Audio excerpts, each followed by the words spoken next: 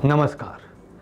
દેશભરમાં શ્રાવણ મહિનો શરૂ થતાં જ હર હર મહાદેવનો નાદ દરેક શિવાલયોમાં ગુંજી રહ્યો છે. શિવભક્તો શિવાલયોમાં પહોંચીને શિવભક્તિમાં લીન પણ થયા છે.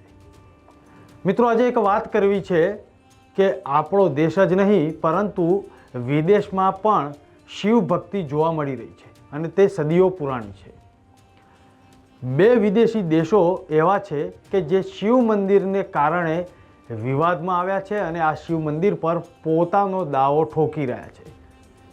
આ બંને દેશોનું નામ છે કંબોડિયા અને થાઈલેન્ડ. આ બંને દેશોની સરહદ વચ્ચે આવેલા પર્વતીય વિસ્તારમાં આ શિવ મંદિર જે યુનેસ્કોએ વૈશ્વિક ધરોહર તરીકે માન્યતા પણ આપી છે. 118 વર્ષ જૂનો આ મુદ્દો છે અને બંને દેશો આ શિવ મંદિર પર પોતાનો દાવો ઠોકી રહ્યા છે. ને અત્યારે હાલ તો વાત એટલી વણસી છે કે થાઈલેન્ડ અને કંબોડિયા આ વિવાદ બાબતે એકબીજા સામે લશ્કરી તાકાતનો ઉપયોગ પણ કરી રહ્યા છે. આવો જોઈએ મુંબઈ સમાચારનો ખાસ રિપોર્ટ. ભગવાન શિવને સમર્પિત પ્રિય વિહાર કંબોડિયા અને થાઈલેન્ડ વચ્ચેના લાંબા સમયથી ચાલી આવતા સરહદી વિવાદનું કેન્દ્રબિંદુ રહ્યું છે. આ 11મી સદીનું પ્રાચીન હિન્દુ મંદિર કંબોડિયાના પ્રેહ વિહાર પ્રાંત અને થાઈલેન્ડના સિસાકેટ પ્રાંત વચ્ચે ડાંગરેક પર્વતમાળામાં આવેલું છે. આ વિવાદ 20મી સદીની શરૂઆતનો છે, જ્યારે ફ્રેન્ચ સંસ્થાનવાદીઓએ 1907માં કંબોડિયા અને સિયામ એટલે કે આધુનિક થાઈલેન્ડ વચ્ચે સરહદનો નકશો દોર્યો હતો. આ નકશામાં પ્રિય વિહાર મંદિર કંબોડિયાના પ્રદેશમાં દર્શાવવામાં આવ્યું હતું. થાઈલેન્ડ દાવો કરે છે કે 1907નો નકશો ખોટો હતો. સરહદ કુદરતી જળ વિભાજન રેખાને અનુસરવી જોઈએ.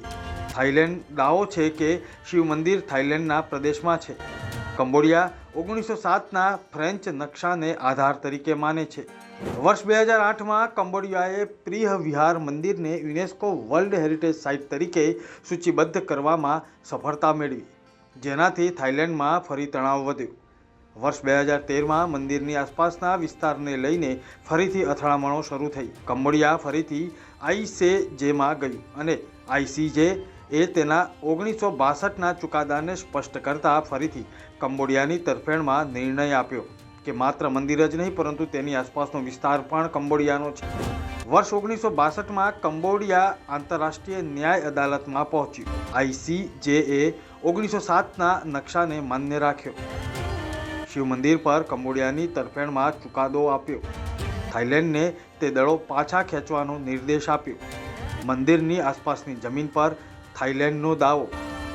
જુલાઈ 2025માં પણ બંને દેશો વચ્ચે સશસ્ત્ર સંઘર્ષથી નાગરિકો અને સૈનિકોને નુકસાન થયું. પ્રિય વિહાર મંદિર હાલમાં કંબોડિયાના નિયંત્રણમાં છે અને યુનેસ્કો વર્લ્ડ હેરિટેજ સાઇટ તરીકે તેનું સંરક્ષણ કરવામાં આવી રહ્યું છે. આ વિવાદ ફક્ત ઐતિહાસિક અને સાંસ્કૃતિક મહત્વના સ્થળ પૂરતો મર્યાદિત નથી, પરંતુ તે બંને દેશોની રાષ્ટ્રવાદી ભાવનાઓ, ભૂતકાળના સંસ્થાનવાદના વારસા અને સરહદોના સીમાંકન સંબંધિત જટિલ મુદ્દાઓ સાથે જોડાયેલો છે. બ્યુરો રિપોર્ટ, મુંબઈ સમાચાર.